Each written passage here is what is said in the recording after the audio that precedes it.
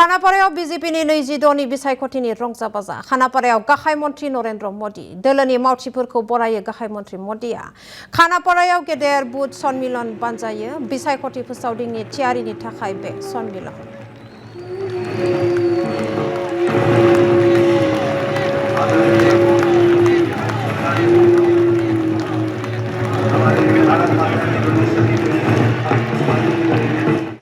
मां कामाख्या की असम पर, असम वासियों पर,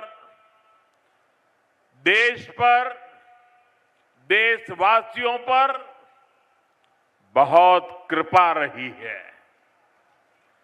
उनके आशीर्वाद से असम ने राष्ट्र रक्षा और देश की स्वतंत्रता, देश की संस्कृति को आगे बढ़ाने वाली अनेक संतानें दी हैं।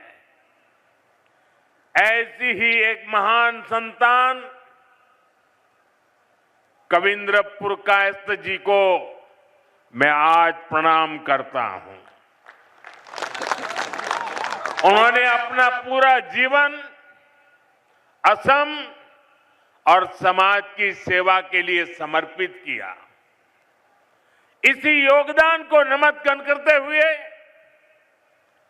बीजेपी एनडीए सरकार को उन्हें पद्म पुरस्कार से सम्मानित कर